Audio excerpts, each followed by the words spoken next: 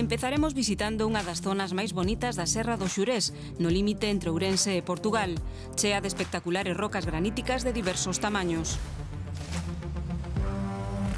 E da península a América do Sur, para visitar o bonito barranco de Palca, preto da cidade de La Paz. A continuación, lembraremos a reportaxe que fixemos hai 25 anos escalando a parede de Terradets, para dar paso á recomendación de Carlos Vico. Finalizaremos en África do Sur coa primeira carreira por etapas de gravel do mundo e seguidamente coa aloucada Red Bull Flugtag.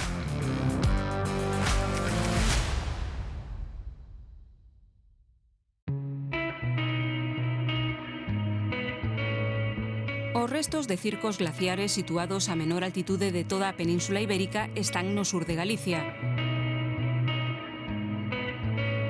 Nesta paisaxe chea de formacións graníticas que van desde redondeadas rocas chamadas bolos ata irregulares cumes con agullas escarpadas no medio de amplas zonas de matogueiras. En 1998 introducíronse 39 exemplares de cabras hispánicas procedentes do Sistema Central, concretamente da Serra de Gredos. Desde entón, a súa poboación foi aumentando e actualmente son as donas e señoras desta rexión, con permiso, claro, do lobo. A mediados de outubro desplazámonos ata aquí cun grupo de excursionistas para visitar este lugar de extraordinaria beleza e bastante descoñecido. Despois de deixar os coches no alto chamado a Portela de Pitoes, iniciamos a camiñada co sol nacente.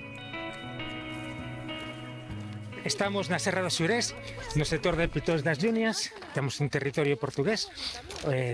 Os mollóns fronterizos vense aí diante a escasos centos de metros.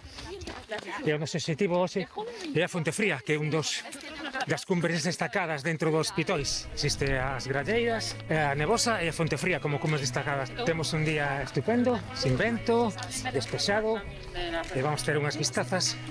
Vai ser unha zona super estética con este tempo. Unha longa pista permite acceder a bo paso e por suave pendente cara ao interior da parte máis rochosa desta zona da Serra do Xurés. Quen vai por diante do grupo de excursionistas é Nolo Esmorís, guía do medio natural e experimentado excursionista galego, que coñece moi ben o territorio do noroeste peninsular.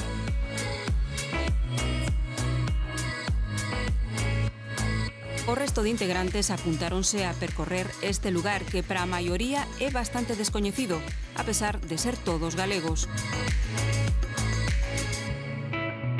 Cara ao oeste, cara onde nos diriximos, atópanse as montañas das Gralleiras e o Coto das Gralleiras, este último de 1448 metros de altitude. Ambas as dúas están formadas por compacta roca granítica notablemente moldeada polos axentes atmosféricos. Para chegar, hai que baixar cara a unha depresión situada á sombra, xa que á primeira hora da mañá o sol aínda está moi baixo. Un carreiro marcado por fitos e ás veces mergullado pola vexetación condúcenos ata unha chaira onde nos volve a cariñar o sol. Estamos ao pé das Gralleiras, que son esas cumes graníticas que están aí, esas tres agullas. Vamos rodealas pola esquerda e intentar achegarnos o máximo posible ao cumio de algunha, porque chegar arriba vai estar complicado, requieren técnicas de escalada. Todo o grupo vai avanzando pola chaira onde hai pequenos grupúsculos de árbores, como estes novos carballos que comezan a mudar a folla a principios de outono. Paso a paso achegámonos a redondeadas formacións graníticas, volvendo pasar por outro pequeno carballal, ata iniciar unha forte subida, un pouco campo a través. As matogueiras borraron parte do carreiro de subida, de maneira que avanzamos por onde boamente podemos, ata superar uns 50 metros de desnivel e chegar onde predominan as pedras e as ervas, que si permiten avanzar máis cómodamente. A nosa dereita temos a roca puída que forma a parte superior da montaña chamada as Gralleiras. Unha vez chegamos a un outeiro, emprendemos a última subida para achegarnos á súa cima. Aquí é onde se atopa unha das formacións rochosas máis bonitas do percorrido. Trátase dunha agulla formada por 4 inmensas rocas situadas unha sobre a outra, en equilibrio, como se tratase dunha columna de compactas bolas de granito.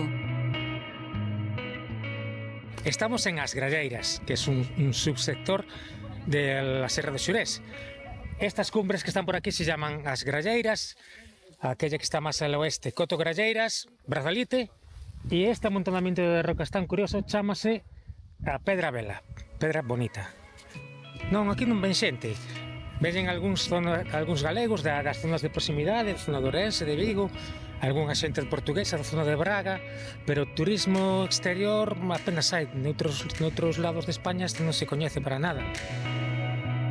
Coñecía esta zona, a verdade é que son habitual dela, porque me queda moi pertiño da casa, e bueno, é espectacular, con as grandes pedras que ten, con esta sensación de soidade, é moi impactante.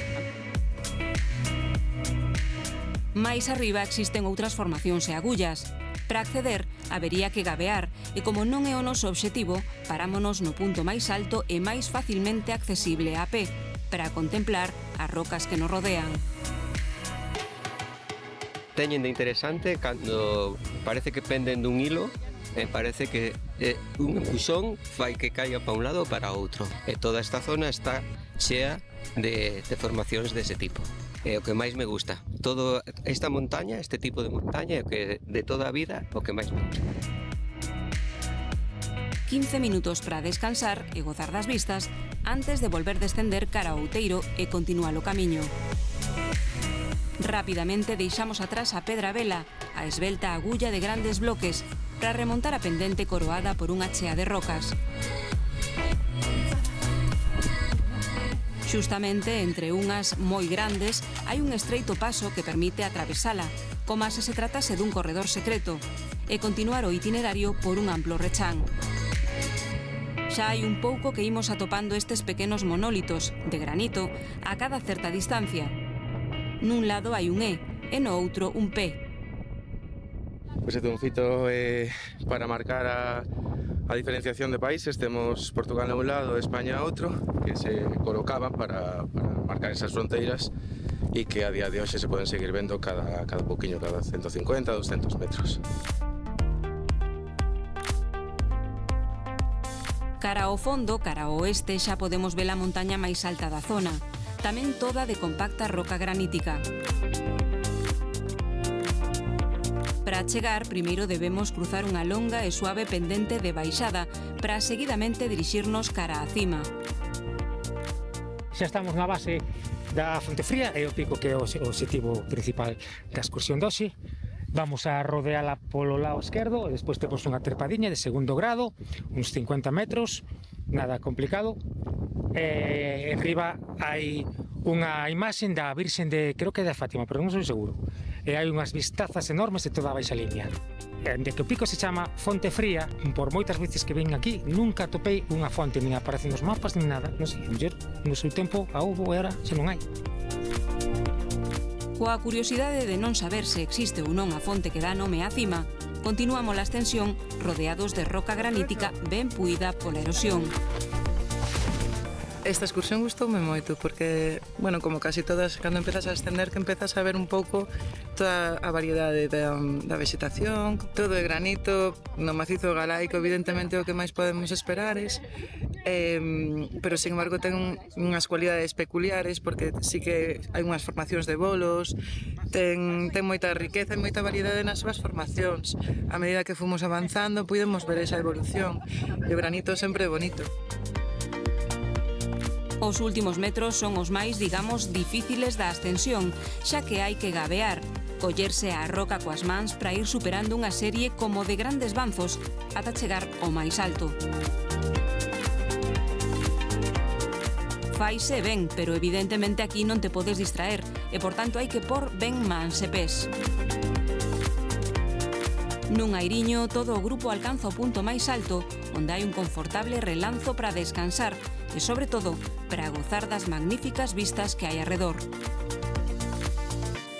A verdade é que tiña cousas un poquinho máis peculiares, como é a última fase de trepa, que impresiona un pouco cando te xiras e ves aí todos os metros hacia baixo, pero a verdade é que merece a pena chegar aquí arriba, poder disfrutar destas vistas tan espectaculares e, sobre todo, esa cohesión grupal que conseguimos nestes pequenos días.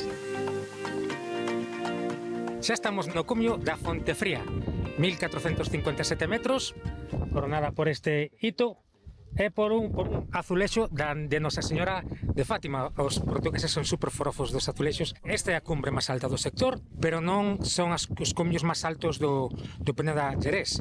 10 kilómetros cara ao oeste existe un sector un pouquiño máis alto, que son os cumios da Nebosa, do Altar de Cabrois, que acadan uns 1500 metros, pero son uns cumios menos chamativos, moito máis alomados. Pero non son os únicos. Máis para lá está o sector da Penedo da Xerés, que onde se escala, está o sector de Castro Leboreiro. Aquí son 4 serras e moitos kilómetros de extensión de granito, toda unha zona despoblada, super salvaxe, enorme. Pareceme unha experiencia fenomenal poder disfrutar deste entorno natural e poder disfrutar de persoas tan especiais como estas que nos acompañan. Podemos facernos unha idea de onde está a zona española, toda a montaña española, e máis os embalses, ten coros, e despois a zona onde está toda a parte portuguesa. Entón sabemos onde está a nosa terriña e máis onde está a dos veciños.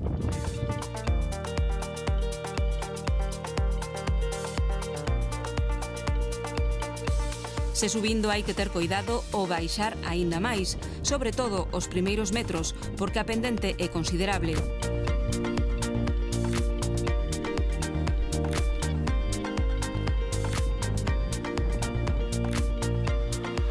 Posteriormente, xa camiñando, pasamos entre rocas, algunha das cales forman estreitos corredores e outras pequenas covas, ata chegar ao fondo do pequeno val onde temos unha grata sorpresa.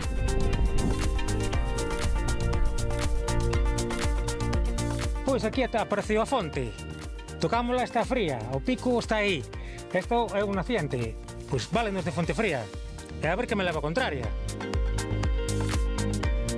No canto de volver polo mesmo itinerario, damos unha volta e pasamos por entre outros picos da zona. Diante noso, un rabaño de cabras salvaxes sobe polas rocas e desprázanse por estas montañas cunha axilidade sorprendente.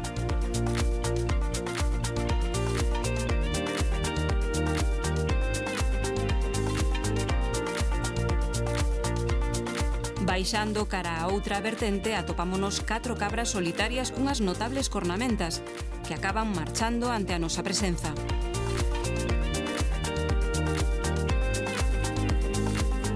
É fin de semana e non atopamos a ninguén neste paraíso de vexetación dentro dun mar de rocas graníticas.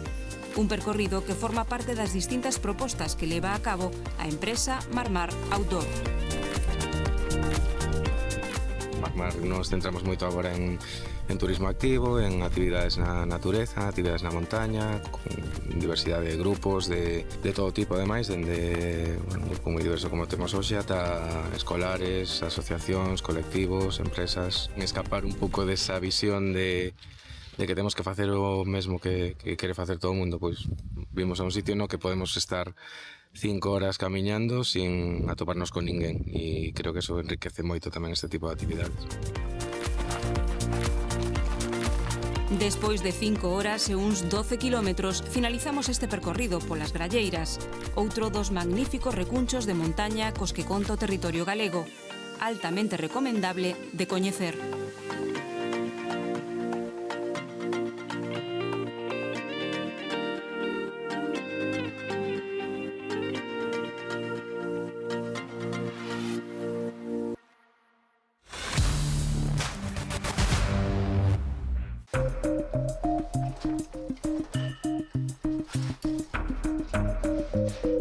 Este é un dos pasos estreitos que se atopan no interior do sistema das Lamiñas, un complexo de cavidades subterráneas situado xunto á localidade vizcaíña de Berriatúa. Realmente, os afeccionados á espeleoloxía están feitos doutra pasta.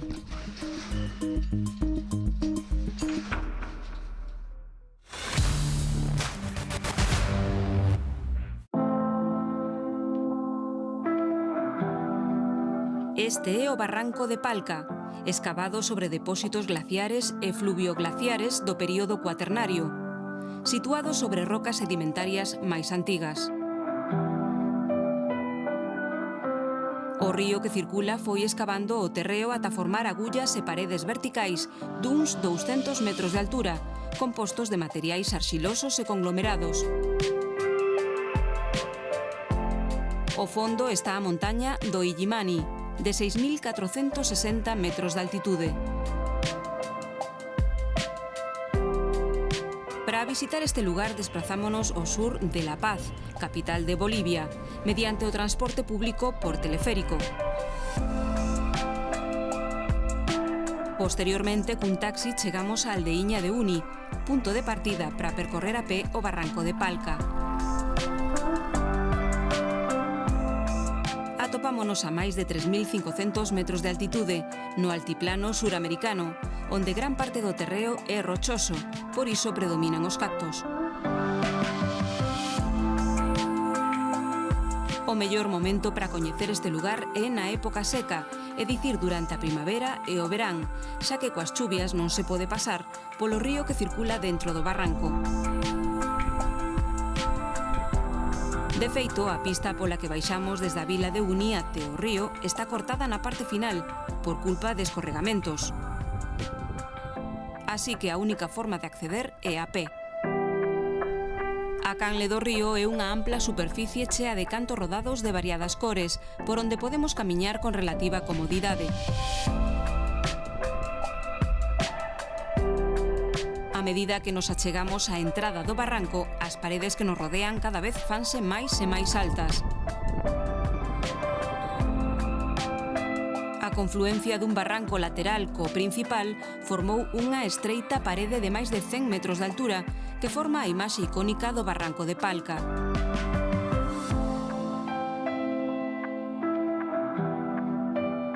A pesar da súa fraxilidade, consegue manter unha verticalidade impresionante que, segundo desde que lugar se mire, tamén parece unha esvelta agulla.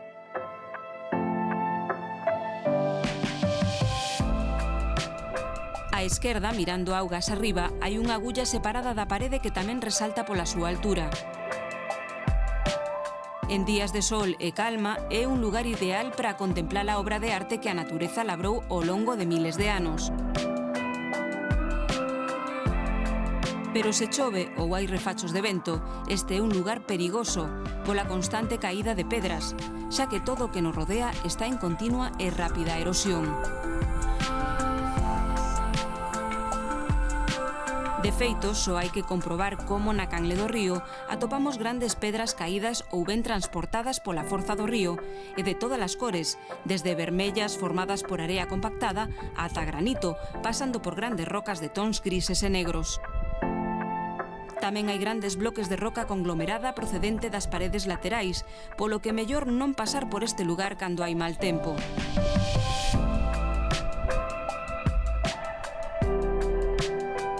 O percorrido por dentro do barranco é duns 6 kilómetros e atopámonos na parte central, rodeados de paredes e camiñando por unha ampla canle de río cheo de cantos rodados.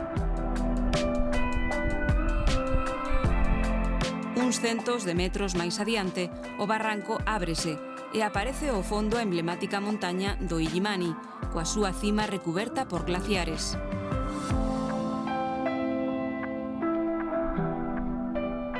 Ao final do Barranco de Palca tómase unha pista situada á esquerda, río abaixo, e que nos conduce directamente á vila do mesmo nome.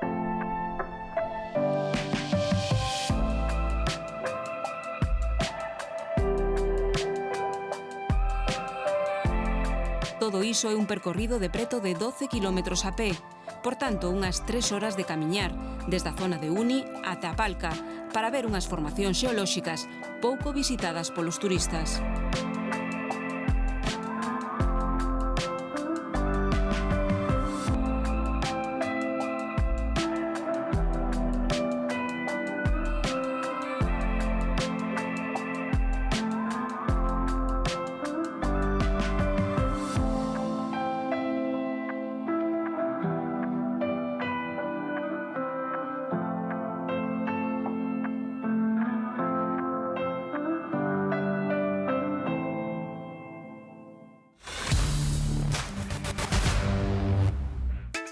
No desfiladeiro de Terradets atópase este impresionante muro de roca calcaria, case cortada en picado e duns 500 metros de verticalidade.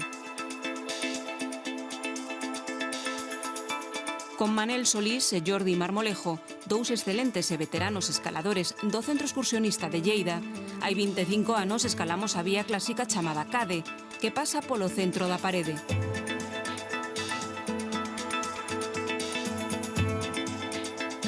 Ata arriba hai uns 21 longos, así que vanse alternando a fronte da ascensión. A pesar da verticalidade, non é unha vía difícil, xa que a maioría dos pasos son de cuarta superior cunha quinta superior obrigada. O feito de pasar moitos escaladores fai que en algunhas zonas a roca estea moi puída.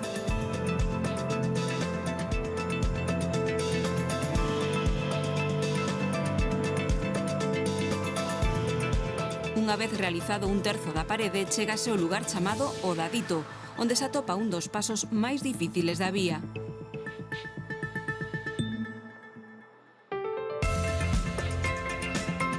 No medio desta gran parede, de cando en vez hai bancais onde podemos pornos de pé e mesmo camiñar, pero enseguida volve a verticalidade.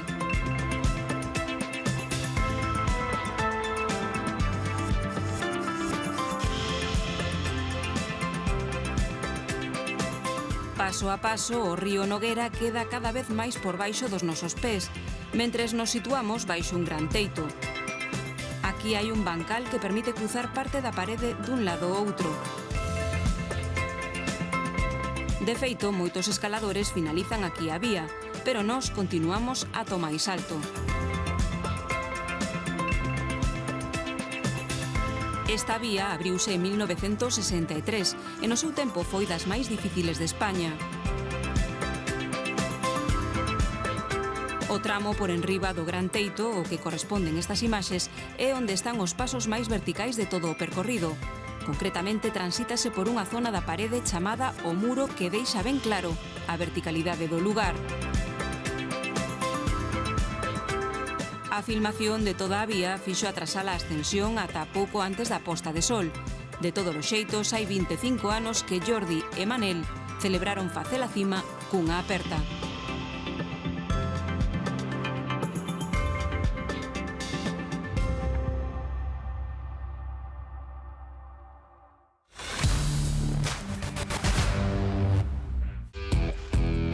Una de las cosas importantes en el momento de elegir el cuchillo, porque pensar que cuchillos hay miles, de diferentes marcas, modelos, tipos de filo, aceros, etc. Pero si hay algo que hay que tener en cuenta, ya no solo es el filo en sí, sino también la parte del lomo. Una de las características que a mí más me importa a la hora de elegir mi cuchillo es que el lomo tenga un canto vivo, que si no lo tiene se puede modificar, podemos coger una lima, limarlo hasta que tenga el canto vivo, pero es más problemático, ¿de acuerdo?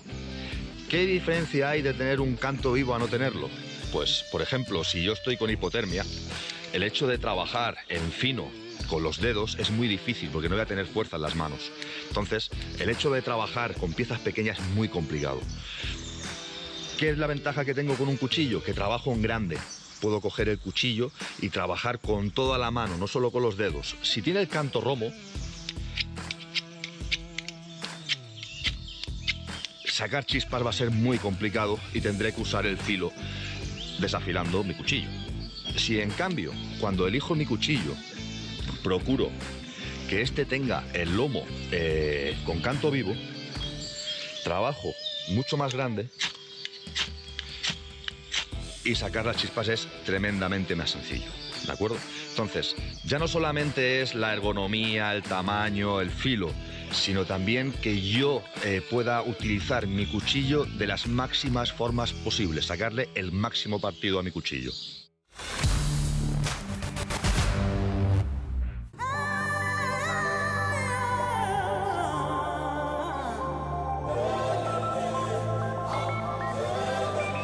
A primeira carreira por etapas de gravel do mundo celebrouse entre finais de outubro e principios de novembro en África do Sur.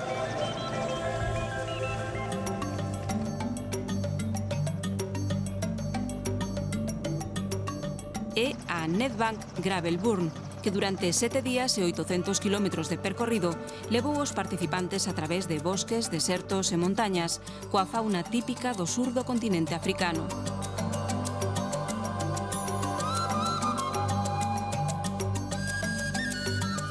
Tomaron parte na saída 500 ciclistas de 28 países. A parte da chuvia do primeiro día, o resto gozaron de sol e con temperaturas ideais para a práctica desta modalidade. As bicicletas de gravel teñen unha xeometría similar ás de estrada, pero o cadro e as rodas están adaptadas para poder circular por pistas e carreiros. Empezáronse a desenvolver a principios de século e a súa popularización está en constante crecemento.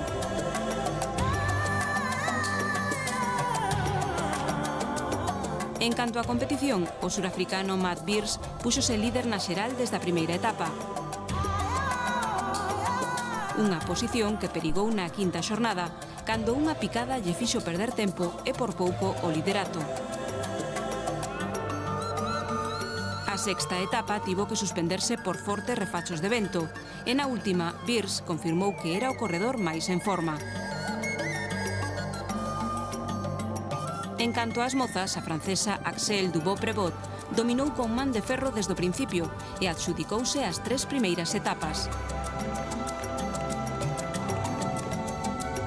Pero na cuarta chegou un dos momentos clave, cun problema mecánico que a fixo perder 9 minutos. O seu desconsolo na meta estaba xustificado. A nova líder era a surafricana Ashley Moolman-Pasio, que tiña todo de cara para facerse co título, e máis tras superar a quinta etapa, a máis exixente de todas, conservando posición e diferenza de tempo.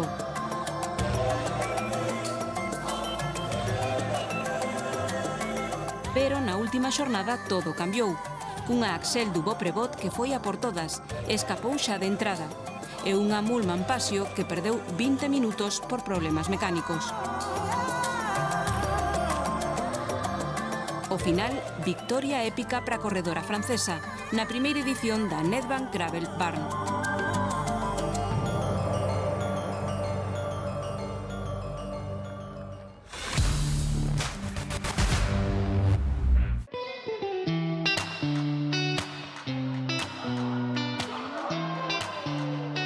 E seguimos en África do Sur. Cidade do Cabo acolleu unha nova edición 13 anos despois da Red Bull Flugtag, unha competición en que enxeñeiros aloucados e pilotos intrépidos tentan cumprir o seu soño de voar, algúns con maior éxito que outros.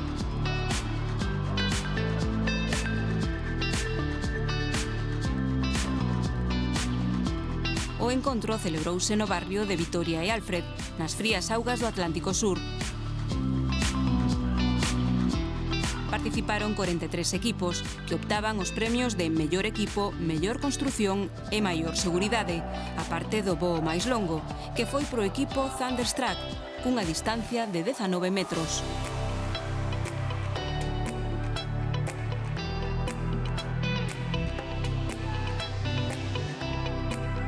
Con estas cómicas imaxes despedímonos ata a próxima semana.